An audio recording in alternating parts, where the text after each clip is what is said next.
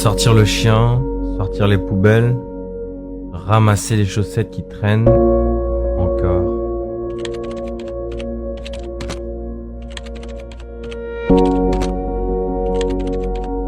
Aller en cours, décrocher un diplôme, trouver un premier boulot, se marier.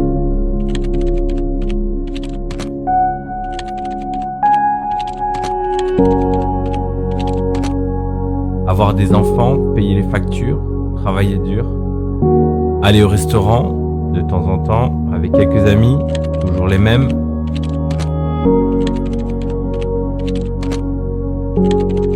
Retarder la sonnerie du réveil.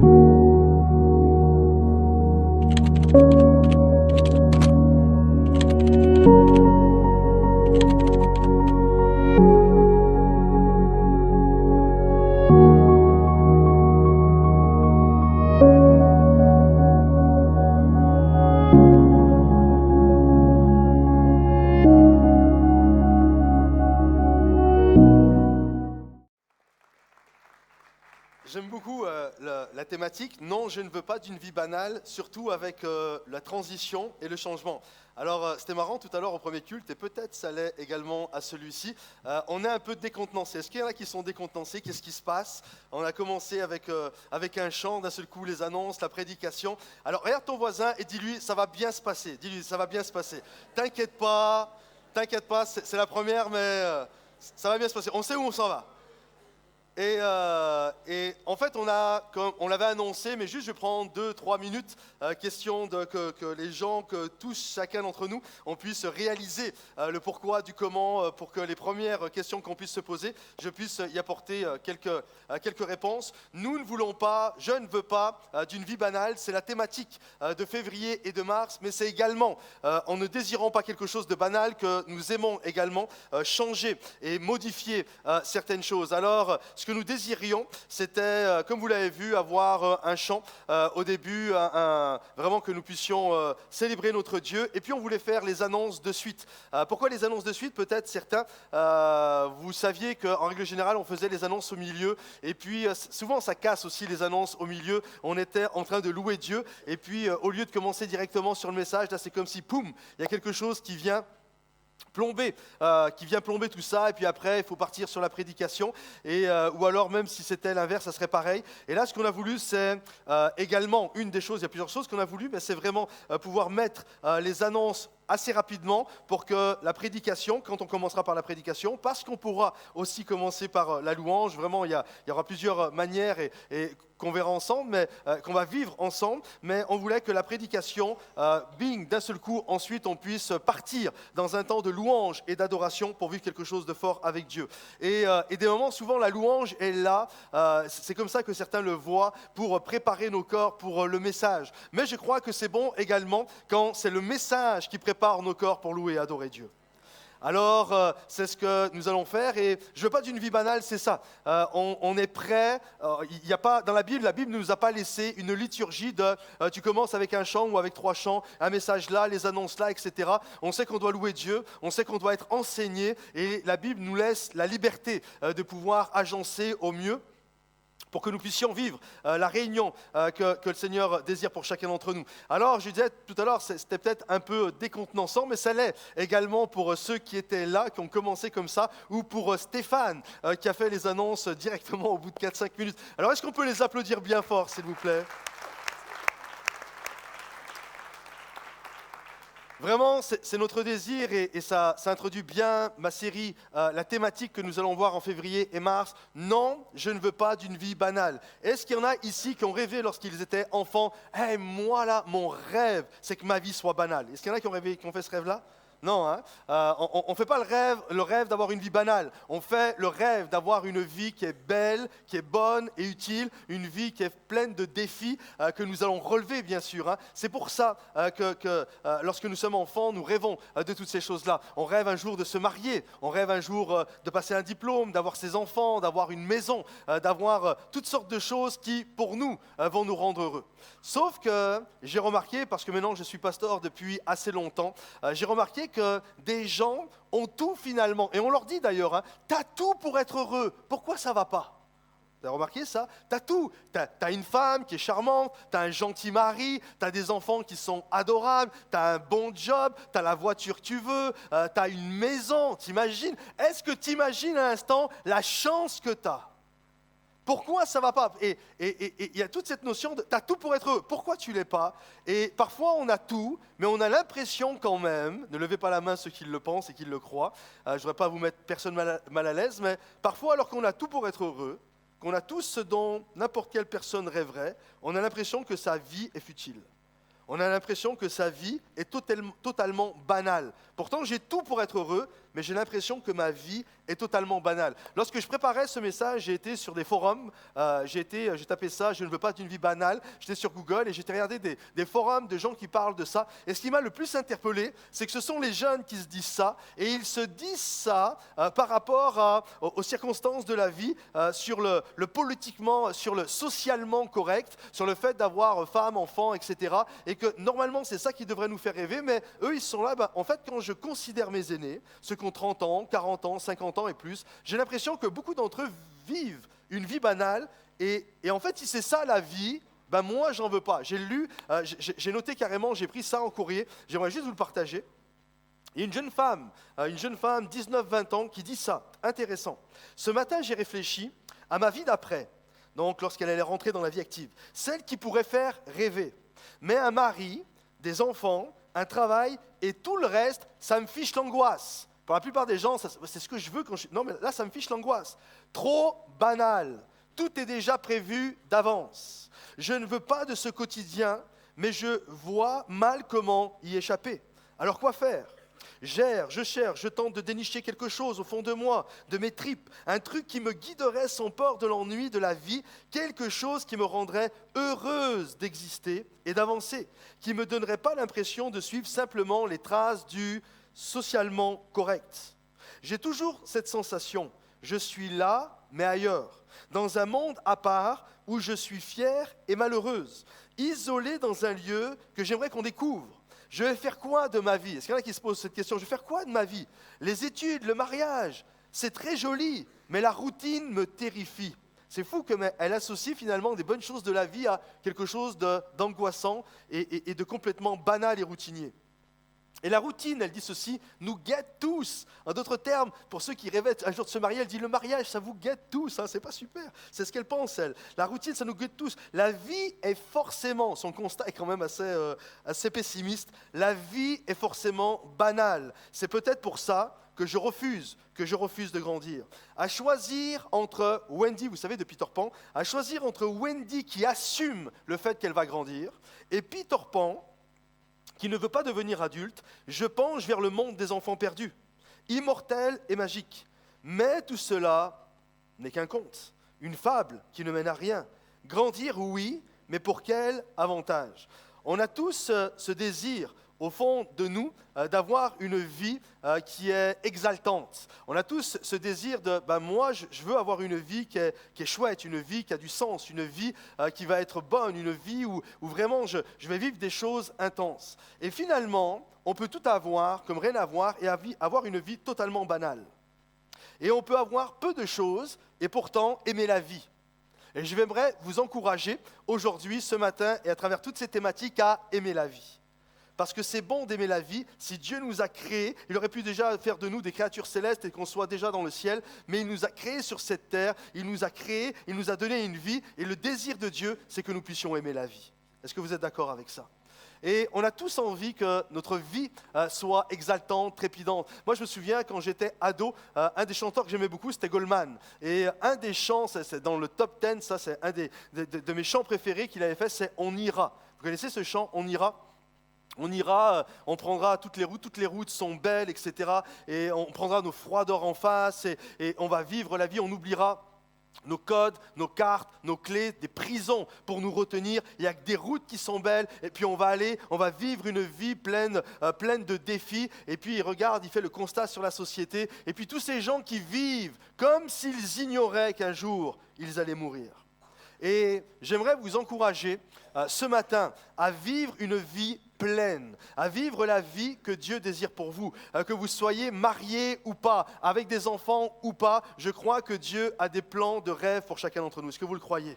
Les bontés de l'Éternel se renouvellent chaque matin, pas tous les 10 ans. Chaque matin, ces bontés se renouvellent et chaque matin, nous pouvons vivre ce que Dieu veut pour chacun d'entre nous. Alors, j'aimerais vous encourager dans cette notion-là et comprendre que, premièrement, la vie, c'est beaucoup plus que. La vie, c'est beaucoup plus que les choses parfois que l'on pense et pour lesquelles on imagine que si je l'ai, alors là, je vais avoir une vie qui va être incroyable. Un jour, Jésus va se retrouver devant une foule comme ça et des gens qui étaient là. Et puis, dans ces gens-là, il y avait des gens angoissés par rapport à leur vie, par rapport à leur existence. Ils étaient angoissés, mais comment on va faire? Qu'est-ce qu'on va manger? Et puis, comment on va s'habiller? Enfin, les questions de la vie, quoi. Les questions de la vie qu'on peut tous se poser. Les questions qu'on se dit, si j'ai ça, c'est bon, ma vie, elle est bonne. Et là, Jésus voit ces gens qui sont complètement inquiets et Jésus va leur donner une réponse qui est tellement encourageante, tellement incroyable. Jésus va dire ceci, « C'est pourquoi je vous dis, ne vous inquiétez pas de ce que vous mangerez et boirez pour vivre, ni ce dont vous habillerez votre corps. » Écoutez bien, la vie, c'est beaucoup plus que.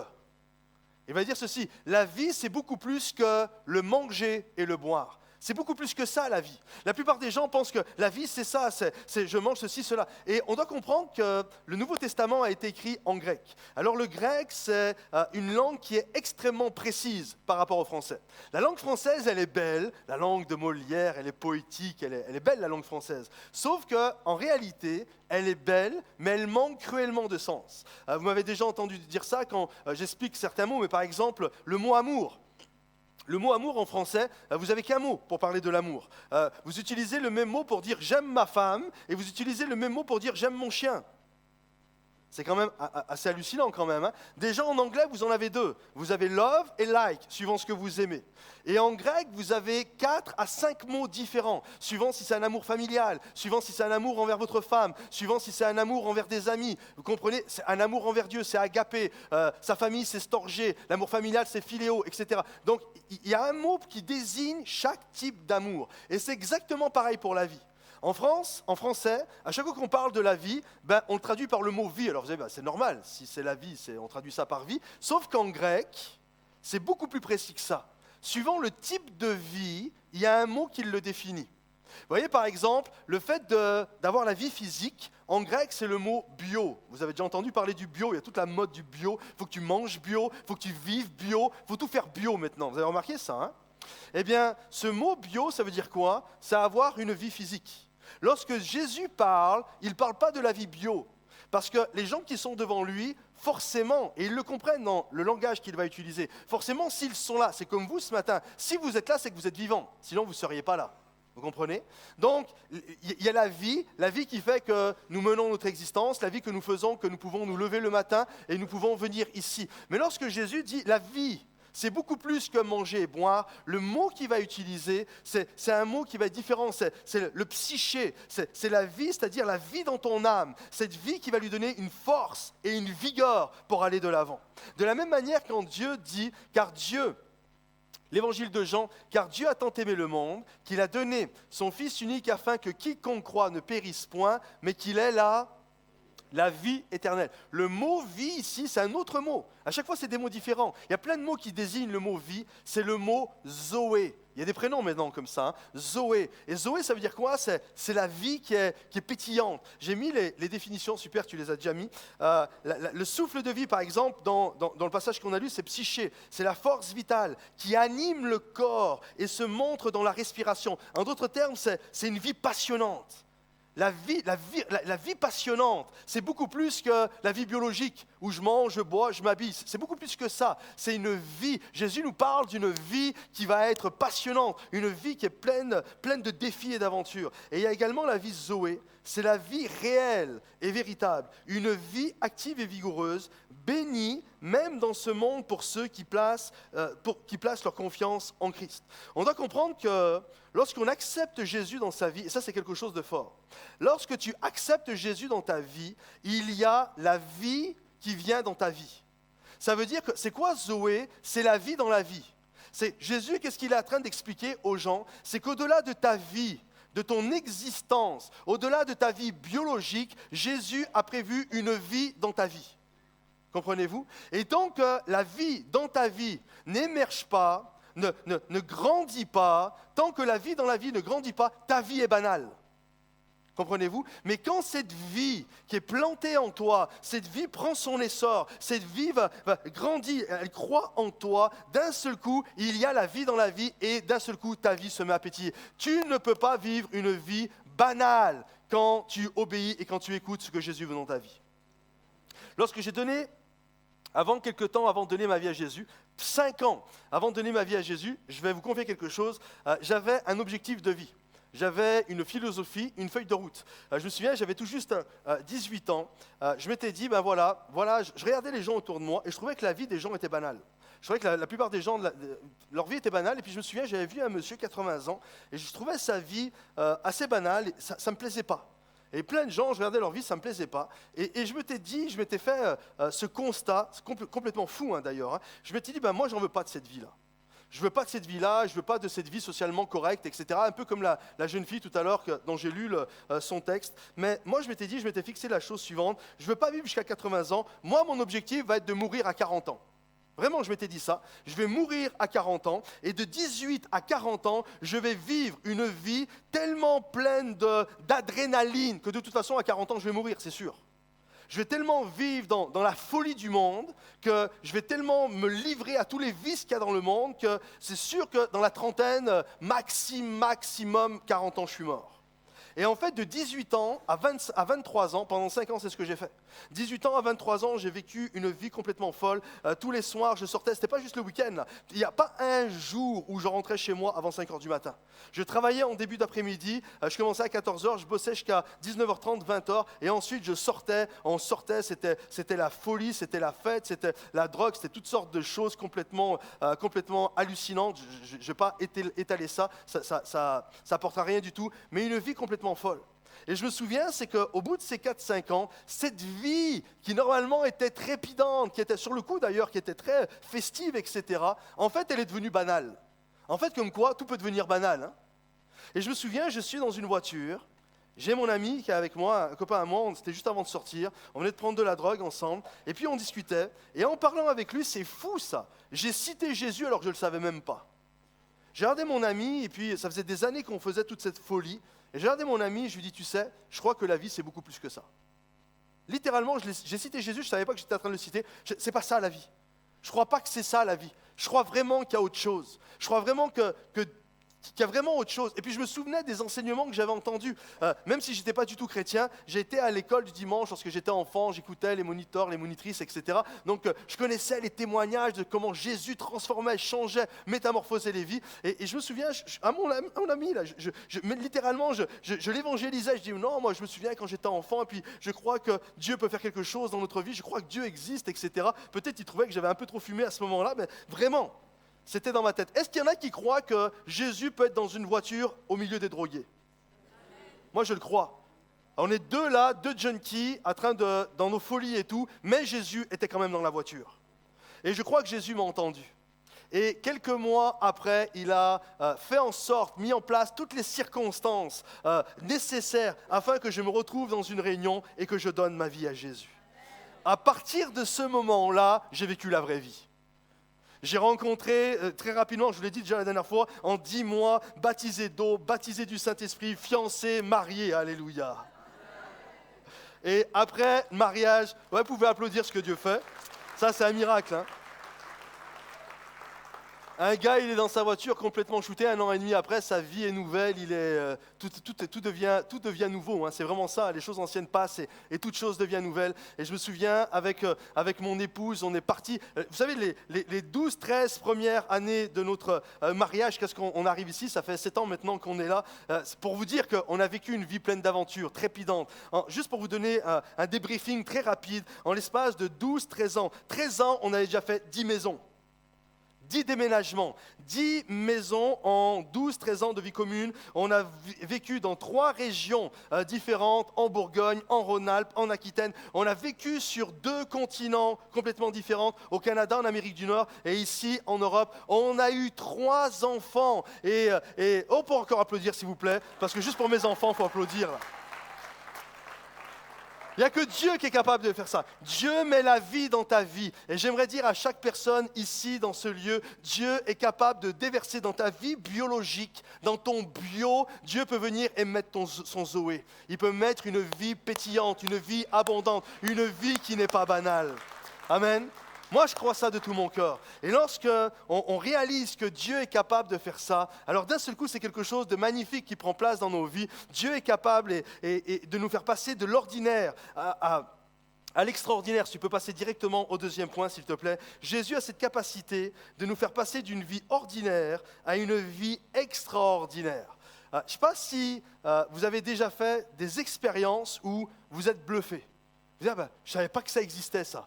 On ne nous a pas tout raconté. Moi, je me souviens quand j'ai passé mon permis rapidement, je conduisais la voiture de ma mère et elle avait une vieille Renault 5, Super 5. Et c'était vraiment la bas de gamme et on n'avait pas beaucoup d'argent à la maison. Et puis c'était vraiment une vieille voiture d'occasion, une voiture qui avait déjà plus de 200 000 km. Et vraiment, elle n'allait pas vite cette voiture. Et je me souviens, moi, je roulais avec ça. Pour moi, ça, c'était la vie normale. Okay. Et un jour, j'ai un ami à moi. Il revient, il vient me chercher le soir, il me dit, et il klaxonne, je vois une Golf GTI flambant neuve, la plus grosse au niveau de chevaux, vraiment la plus puissante. Il me dit, viens, on fait un tour, il me dit, tu veux l'essayer ? Et moi j'étais là, ouais, si tu me proposes, je veux bien l'essayer. Et là d'un seul coup, on échange nos places, et je monte dans la voiture, je passe la première, mais j'ai pas voulu les faire quiner moi les pneus. Je ne voulais pas mettre un coup comme ça. Juste, j'ai été surpris. C'était d'un seul coup, c'est « Waouh, il existe autre chose ». Tu vois, il existe autre chose que ma Super 5, là. Il y a autre chose qui existe. Mais je crois que c'est pareil avec Dieu. Des moments, on est là, on roule dans notre vie, dans notre Super 5 qui est vieille, etc. J'aimerais te dire, avec Dieu, il existe autre chose. Comprenez-vous ? Il existe autre chose. Quand cet été, on a été à un mariage, et c'était un mariage juste beau, magnifique, incroyable, etc. Et à un moment donné, il y avait un apéro qui était là, et on m'a servi un verre de Sauterne. Et j'ai déjà bu plusieurs fois un vin de Sauterne, comme la majorité d'entre vous, on est à Bordeaux, on a déjà goûté le Sauterne. Et moi, je ne suis pas un grand connaisseur des châteaux. Et là, on me dit, tu vois, c'est un Sauterne, mais c'est un peu différent, c'est un château Yquem. Alors, juste le mot, je trouvais que ça faisait classe. Ah oui, Yquem, vas-y, dessert. Et là, on me sert le verre, et lorsque je mets le vin rentre dans ma bouche, mes papilles gustatives se mettent à danser. Là. J'étais là, je bois une gorgée, je n'osais pas l'avaler, je la gardais dans la bouche. Je disais, mais c'est juste hallucinant, quoi. Je ne savais pas que ça existait. Et je n'osais plus, en fait, il y avait juste de quoi boire 2 gorgées. Puis quand j'ai vu qu'il y avait encore des bouteilles là-bas, je retournais. Il n'y a qu'à Bordeaux qu'on peut raconter des trucs comme ça. Mais d'un seul coup, je disais, il existe autre chose, quoi. Vous comprenez ? C'est comme si tu passais à un petit vin de la Piquette et d'un seul coup, waouh, t'as le château Yquem qui est là. C'est exactement pareil avec Jésus. C'est comme si tu étais dans ta vie ordinaire, puis d'un seul coup, poum, tu passes à quelque chose d'extraordinaire. Un jour, il y a Jésus qui se retrouve, et c'est intéressant, c'est son premier miracle. Lorsqu'il se retrouve dans des noces, il y a la fête, il y a les gens qui sont là, qui se réjouissent, et puis d'un seul coup, boum, plus de vin. Et c'était du vin certainement ordinaire qui était là. Et là, on va chercher Jésus. J'aimerais juste qu'on lise ce passage ensemble, il est tellement parlant. Le vin ayant manqué, la mère de Jésus lui dit, ils n'ont plus de vin. Jésus lui répondit, femme, qu'y a-t-il entre moi et toi ? Mon heure n'est pas encore venue. Sa mère dit au serviteur, faites ce qu'il vous dira. Ça, c'est important. Pour vivre une vie puissante avec Dieu, c'est faites ce qu'il vous dira. Or, il y avait là 6 vases de pierre destinés aux purifications des Juifs et contenant chacun 2 ou 3 mesures. Jésus dit, remplissez d'eau ces vases. Et ils les remplirent jusqu'au bord. Puisez maintenant, leur dit-il, et portez-en à l'ordonnateur du repas. Et ils emportèrent. Quand l'ordonnateur du repas eut goûté l'eau changée en vin, ne sachant d'où venait ce vin, tandis que les serviteurs qui avaient puisé l'eau le savaient, vous imaginez, eux, ils ont vu la transformation de l'eau. Il appela l'époux et lui dit, tout homme sert d'abord le bon vin, puis le moins bon après. qu'on s'est enivré. Toi, tu as gardé le bon vin jusqu'à présent. Tel fut à Cana, en Galilée, le premier des miracles que fit Jésus. Il manifesta sa gloire et ses disciples crurent en lui. Amen. C'est intéressant que le premier miracle que Jésus a fait n'est pas de guérir un malade, n'est pas de délivrer un captif. Le premier miracle que Jésus a fait, c'est de changer de l'eau plate en vin. Le vin qui est le symbole de la joie. Et je crois que lorsque on appartient à Jésus, c'est la première chose qu'il veut faire dans nos vies. Il veut changer nos vêtements de deuil en vêtements de joie. Il veut changer ta vie plate. Et il veut faire en sorte que ta vie soit pleine de défis et pleine de joie. Comprenez-vous? Et ça, c'est le premier miracle que Jésus a fait. C'est pour ça que les gens ont cru en lui. Parce que la première chose que Jésus a fait, la première chose d'ailleurs que Jésus fait dans notre vie, c'est qu'il change notre péché. Il fait de nous des enfants de lumière, des enfants de justice. Il change nos vêtements de deuil et il nous donne des vêtements de joie. Il change une vie plate. En d'autres termes, il te change ta vie banale contre une vie pétillante, une vie de vin. Ça ne veut pas dire qu'il faut aller s'enivrer, mais vous comprenez la symbolique. Une vie qui est symbole de joie. Une vie qui va déborder, où Dieu va faire des choses incroyables et extraordinaires. Est-ce que vous le croyez ça? Alors, est-ce que vous êtes prêts à vivre une vie qui n'est pas banale? Une vie qui va être marquée par le sceau divin. Si vous le désirez, alors, troisièmement, il y a un appel à sortir de sa zone de confort. Je vois que j'ai fait une faute, c'est un appel, vous comprenez bien. Un appel à sortir de sa zone de confort. Je crois que quand on sort de notre zone de confort, c'est parce qu'on obéit à Jésus. Comment l'eau a été changée en vin? L'eau a été changée en vin parce qu'il y a une femme qui s'appelle Marie qui va dire « Faites tout ce qu'il vous dira ». À partir du moment où on obéit à Jésus, on fait ce que Jésus nous demande, on sort de notre zone de confort et nous voyons le miraculeux. Un jour, Jésus est en train de marcher sur l'eau. Ça, c'est quand même tout un miracle. Et alors qu'il est en train de marcher sur l'eau, il y a des gens les apôtres, sont dans une barque. Et là, dans leur barque, ils sont bien finalement. Tout est bien. Il y a la tempête qui est autour, mais eux, ils sont sains et saufs. Et là, au milieu de cette tempête, il y a un apôtre, Jean, qui lui va voir, va distinguer que c'est Jésus. Et il va dire à Jésus, mais si c'est toi, ordonne que je vienne. Et j'imagine les autres qui sont dans la barque, regardent l'apôtre Pierre en disant, mais t'es fou, il y a la tempête, ça ne va pas de sortir de ta zone de confort comme ça. Et souvent on est dans notre zone de confort, sauf qu'on ne peut pas avoir une vie excitante tant qu'on reste dans notre zone de confort. Comprenez-vous?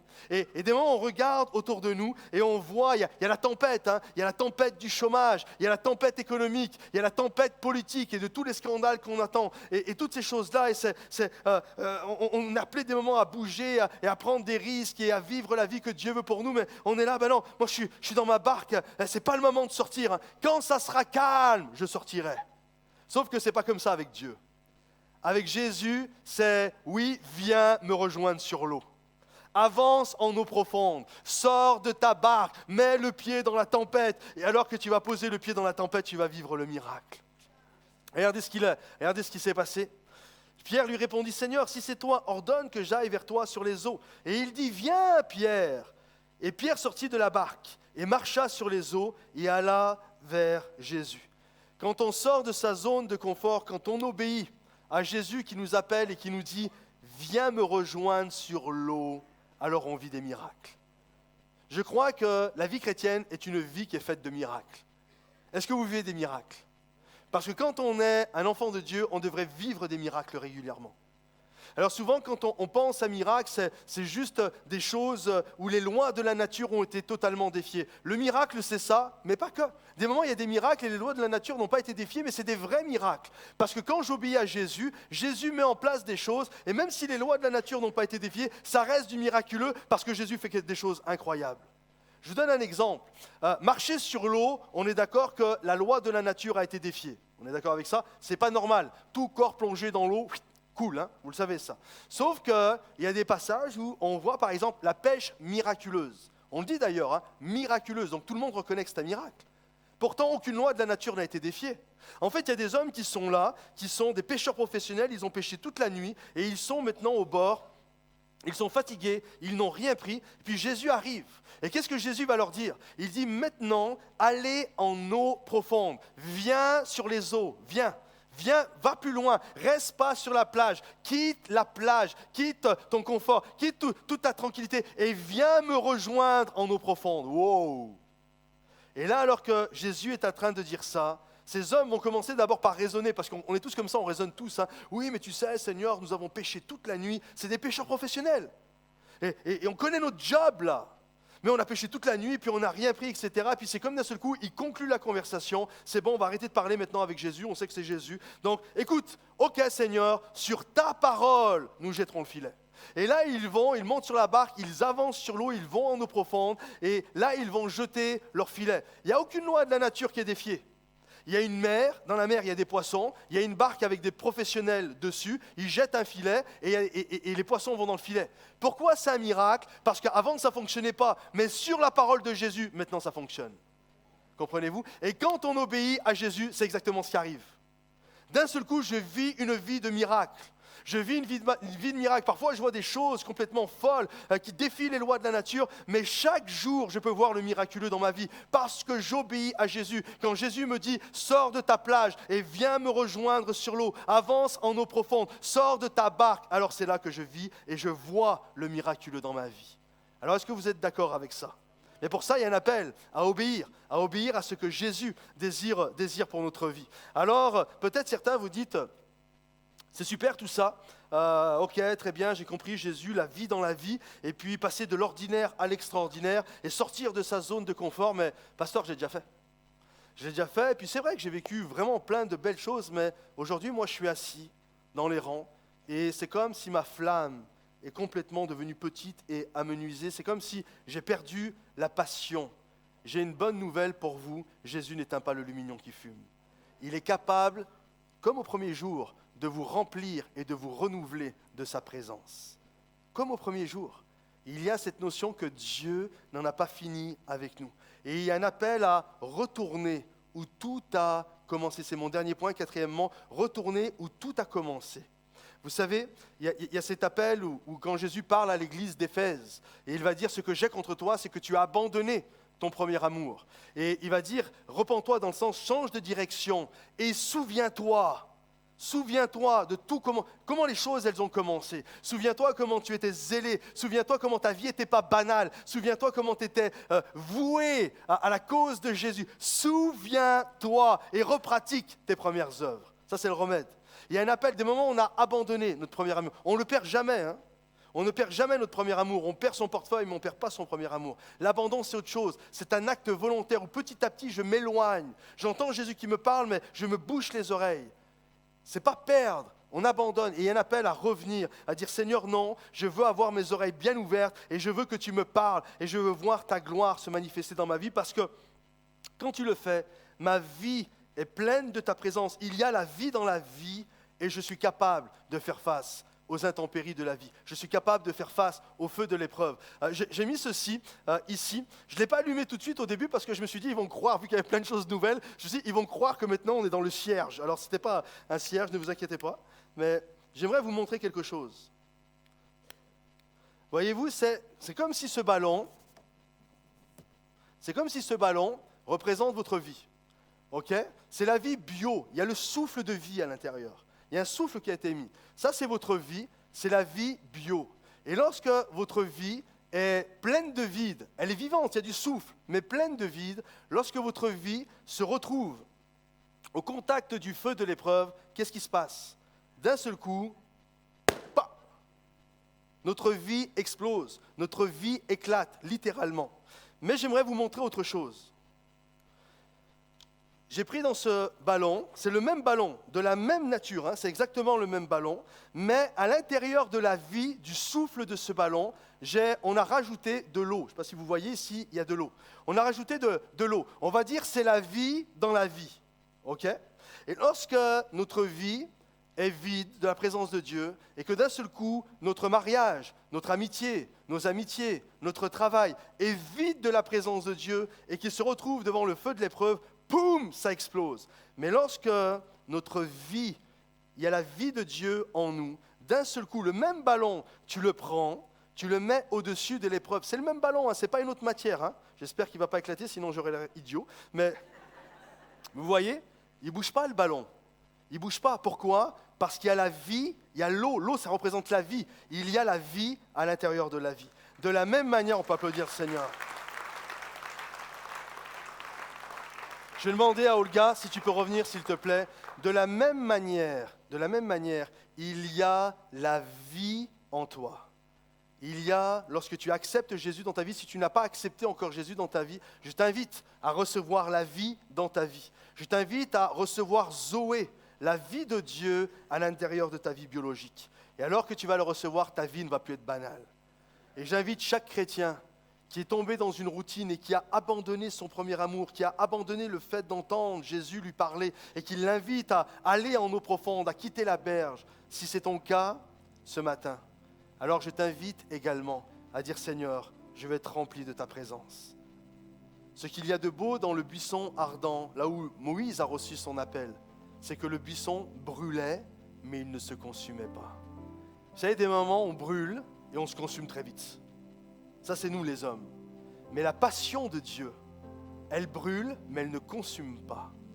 Et régulièrement, Moïse, dans sa vie, est retourné au lieu de la passion. Le buisson ardent sur le mont Sinaï, le feu de Dieu qui était là. Et plusieurs fois, vous pourrez lire la biographie de Moïse, plusieurs fois, Moïse retournait au feu de la passion, au feu du premier amour. Et il y a cet appel à retourner à ce buisson ardent. Parce que nous, on se consume vite. Mais quand on est dans la présence de Dieu, il y a un feu qui vient nous prendre. Et ce feu ne se consume pas, à condition qu'on y revienne régulièrement. Parce qu'un des pires ennemis de la vie chrétienne, c'est le temps. Le temps nous use. Mais quand on reste dans la présence de Dieu, quand on vient dans la louange et dans l'adoration, quand on vient dire « Seigneur, ranime la flamme, ravive en moi, souffle, un souffle nouveau, Seigneur. Comme l'aigle, donne-moi un second souffle. » Alors notre Dieu est capable de faire un miracle dans nos vies. Est-ce que vous le croyez? Est-ce que vous le désirez? Est-ce qu'on peut se lever à notre place? J'ai invité toute l'équipe de louange à revenir. Juste là où on est, juste là où tu es. Et commence à dire, Seigneur, viens embraser ma vie. Souffle sur moi un second souffle, Seigneur. Là où tu es, commence à dire, Seigneur, viens, souffle sur moi, Seigneur. Comme au jour de la Pentecôte, souffle sur ma vie, Seigneur. Que le vent de ton esprit, Seigneur, que l'eau de ton esprit, que ton Zoé remplisse mon bio, Seigneur. Que ma vie, que le vase d'argile que je suis, Seigneur, puisse être le récipient, le réceptacle de ta vie abondante, de ta vie Zoé qui coule du ciel dans ma vie, Seigneur. Oui, Seigneur, nous portons ce trésor dans des vases d'argile. Nous portons ce Zoé dans des vases d'argile. Cette vie dans la vie, Seigneur. Mais je prie, mon Dieu et mon Roi, que chaque personne qui est dans ce lieu reçoive de toi cette vie abondante.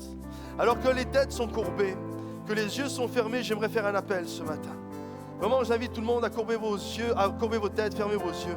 Mais si ce matin, tu es là dans ce lieu et tu désires donner ta vie à Jésus, tu réalises que ta vie est banale et que tu as besoin de Jésus qui vient te pardonner de tes péchés et donner un sens à ta vie. Alors dans quelques instants, je vais t'inviter, pas tout de suite, mais dans quelques instants, je t'inviterai à lever ta main. Puis j'aimerais faire un appel aussi à chaque chrétien, à chaque enfant de Dieu qui petit à petit est en train d'abandonner le premier amour ou tout simplement qui voit sa passion s'amenuiser. Ce matin, tu peux repartir de ce lieu complètement bouleversé et changé. Tu peux repartir de ce lieu embrasé par la présence de Dieu. Alors si c'est ton cas ce matin, soit que tu veux donner ta vie à Jésus, ou soit que tu veux de nouveau vivre la passion pour Jésus, juste là où tu es, je t'invite à lever la main à ta place. J'aimerais prier pour toi. Alléluia, Seigneur Jésus. Alléluia, Seigneur mon Dieu. Des mains partout à travers ce lieu se lèvent. Seigneur mon Dieu, je prie pour chacune de ces personnes. Pour ceux qui ne te connaissent pas encore et qui te donnent leur vie, comme ceux qui te connaissent et qui ont besoin d'avoir ce souffle nouveau ce matin. Embrase nos vies, Seigneur.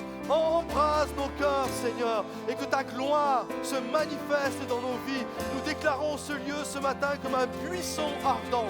Un buisson où nous venons, Seigneur mon Dieu. Où nous venons nous courber devant toi. Que ton feu nous brûle, Seigneur mon Dieu. Que ton feu ravive notre passion pour toi, Seigneur. C'est dans le nom précieux de Jésus Père que nous t'avons prié. Et que tous ceux qui le croient, alléluia, Seigneur Jésus, chante ce chant. Alléluia, avec passion ce matin. Déclare-le ce matin, ranime en moi, Seigneur. Oh Seigneur Jésus. Saint-Esprit, viens par ta pluie. Rafraîchis-nous, Seigneur. rafraîchis-moi et envoie. Déclare-le, un souffle nouveau. souffle nouveau. Un souffle nouveau.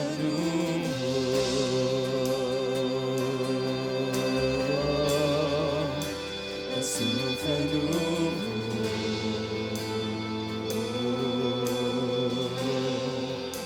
Un souffle nouveau.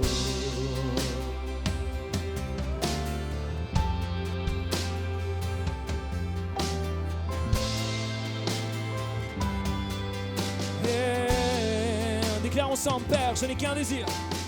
Père, je n'ai qu'un désir, être près de toi.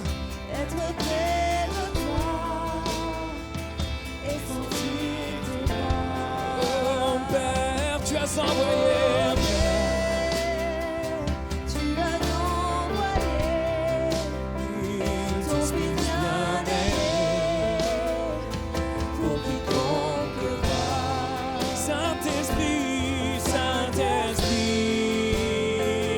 qui donne vie, anime-moi, ce feu pour toi.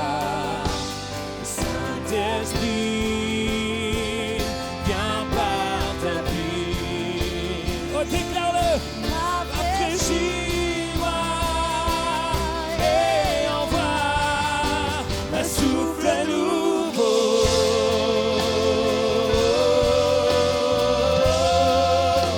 Un souffle nouveau.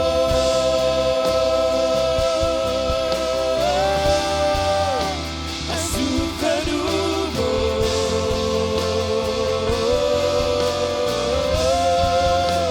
Un souffle nouveau.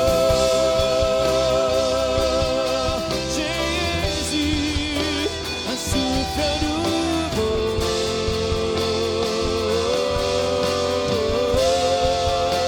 Un souffle nouveau.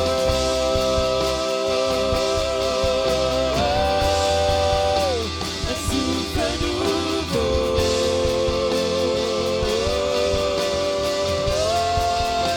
Un souffle nouveau.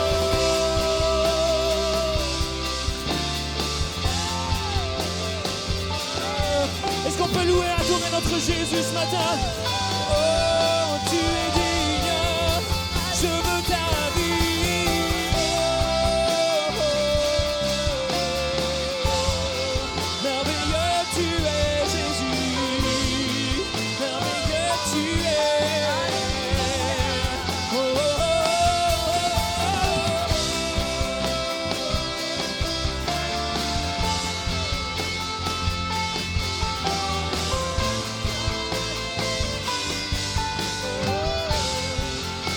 Jésus, merveilleux.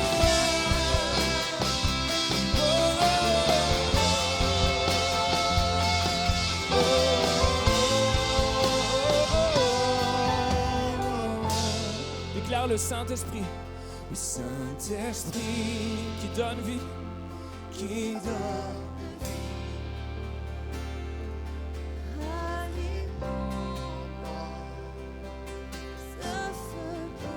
Le Saint-Esprit, Saint-Esprit, viens par ta vie, rafraîchis-moi. Oh, déclare le Saint-Esprit, oh, qui donne vie. Oui, Saint-Esprit, qui donne